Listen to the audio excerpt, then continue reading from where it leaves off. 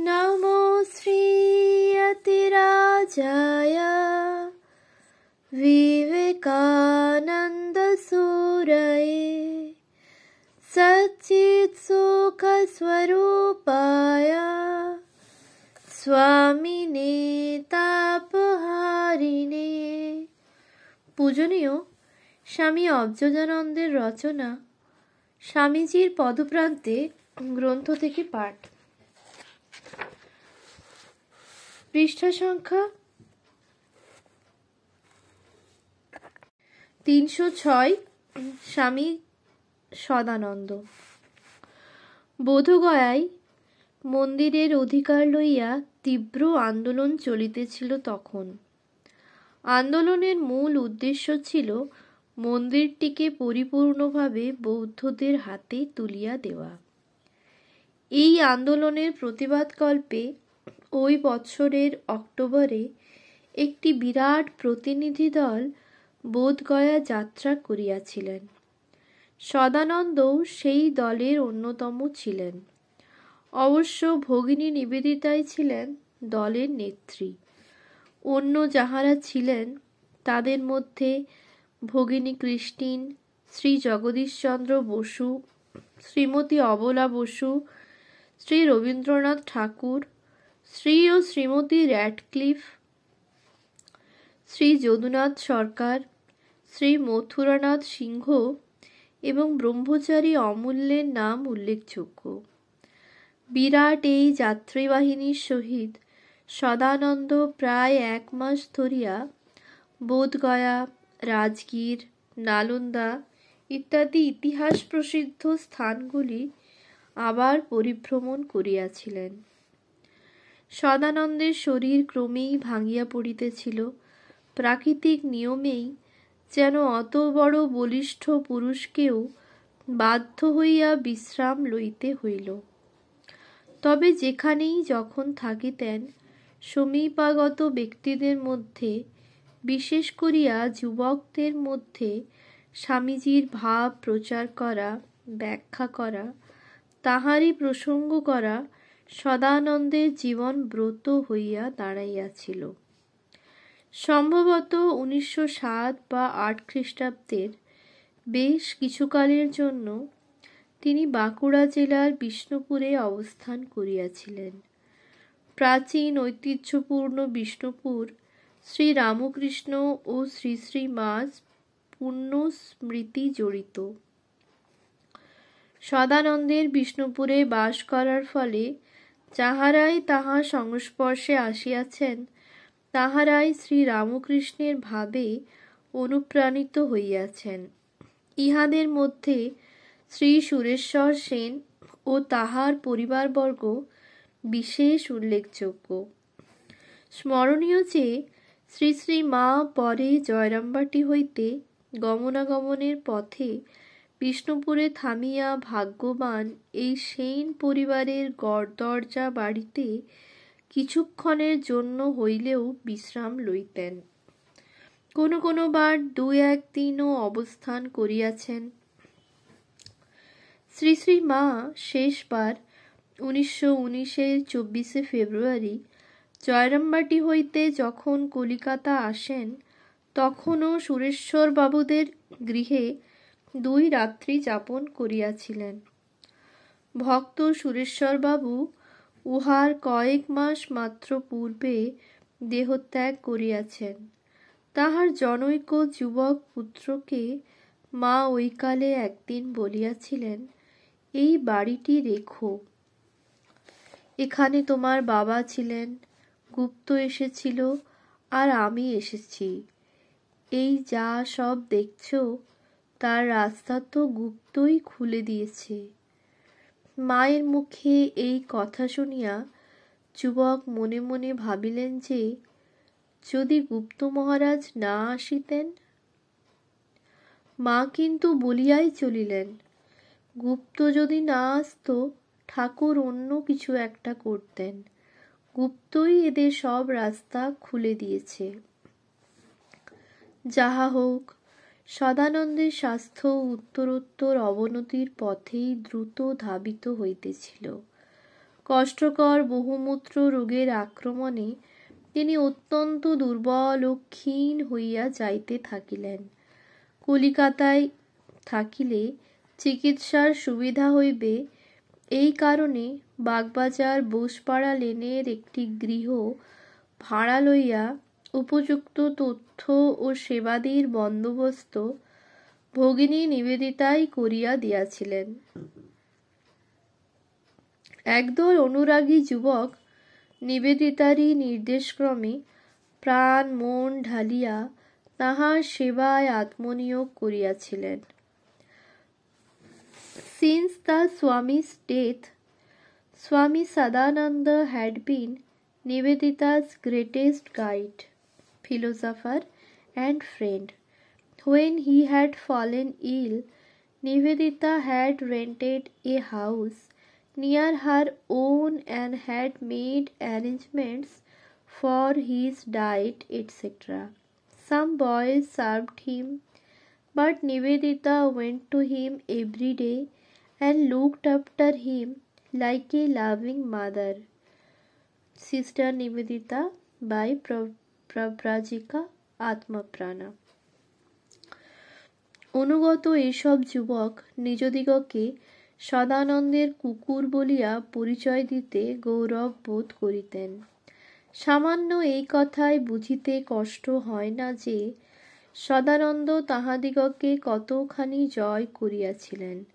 2 বৎসরেরও অধিককাল তিনি শয্যাগত ছিলেন, আর এই অনুরক্ত কয়েকটি যুবকই তাহার সেবায় প্রাণপণ শ্রম করিয়াছিলেন।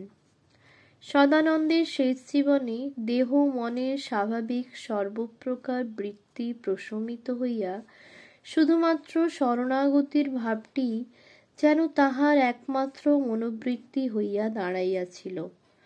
মায়িক সকল বন্ধনকে নিঃশেষে ছিন্ন করিয়া স্বভাবে প্রতিষ্ঠিত থাকিয়া চিরবাঞ্ছিত মুক্তির জন্য তিনি বড়ই ব্যাকুল হইয়া উঠিয়াছিলেন।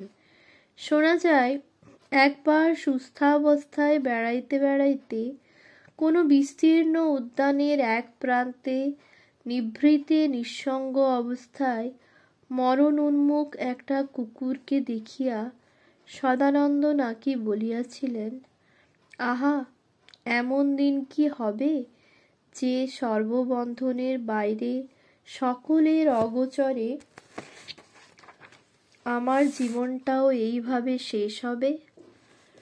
সদানন্দ চিরকালই নির্ভীক, অন্তিমকালেও মায়া নির্মুক্ত সন্ন্যাসীর মতোই মৃত্যুর জন্য সাগ্রহে অপেক্ষা করিতেছিলেন। স্বামীজির কণ্ঠস্বর বোধ হয় তখন সারাক্ষণই তাহার বুকের মধ্যে অনুরণিত হইত। সন্ন্যাস অর্থ সংক্ষেপে মৃত্যুকে ভালোবাসা, আত্মহত্যা নয়, মরণ অবশ্যম্ভাবী জানিয়া নিজেকে সর্বতোভাবে তিলে তিলে অপরের মঙ্গলের জন্য উৎসর্গ করা। রোগশয্যাতেও সদানন্দের গুরুভক্তি, তাহার বিস্ময়কর নিষ্ঠা ও বিশ্বাস সত্যই অনুকরণীয়। এই কালের একটি হৃদয়স্পর্শী ঘটনার উল্লেখ এখানে অপ্রাসঙ্গিক হইবে না। 1911 কথা। মায়াবতী হইতে স্বামীজির রচনাবলী তখন ভাগে ভাগে প্রকাশিত হইতেছিল। ইহারই মুদ্রিত কাগজ বোধ হয় সদানন্দ স্বামীকে মাঝে মাঝে মায়াবতী হইতে পাঠানো হইত। তিনি শ্রদ্ধা সহকারে উহা পাঠ করিতেন, আর স্বামীজির কথা স্মরণ করিয়া নয়ন জলে ভাসিতেন। কিন্তু তিনি তখন সম্পূর্ণ শয্যাগত, বাহ্যে প্রস্রাবের জন্য আর তখন ওঠা বসা সম্ভব ছিল না। শয্যার উপরেই সেবকরা ব্যবস্থা করিয়া দিতেন। বিছানা চাদরের তলায় কাগজ পাতিয়া দিবার আবশ্যক হইত। সেবককে একদিন তিনি জিজ্ঞাসা করিলেন যে কি কাগজ বিছানায় পাতা হয়। পুরাতন খবরের কাগজ দেওয়া হয় শুনিয়া কুণ্ঠার সঙ্গে বলিয়াছিলেন, না না, ও কাগজ দিও না, মা সরস্বতী রয়েছেন তাতে, আরও কত দেবদেবীর কথা হয়তো ছাপা থাকে। তোমরা এসব কাগজ দিচ্ছ? আমাকে তোমরা অপরাধী করছো। নিশ্চয়ই আমার অপরাধ হচ্ছে। তিনি বারবার এই রূপ বলিতে থাকায় সেবক জিজ্ঞাসা করেন, সব কাগজই তো তাহলে সরস্বতী, কি কাগজ তবে দেওয়া চলবে?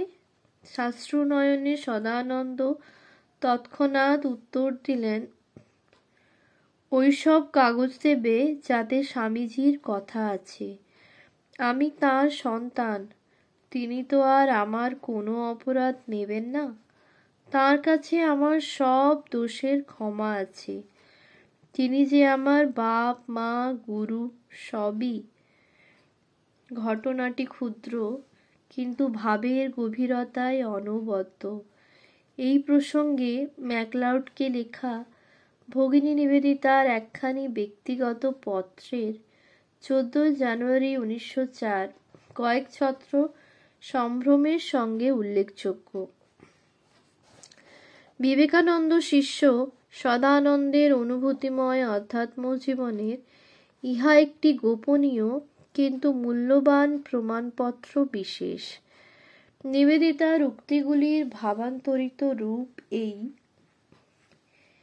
এরপর যে কথা বলতে যাচ্ছি সে কথা ভবিষ্যতে আমার কাছে বা অপর কারো কাছে কখনোই তুলবে না।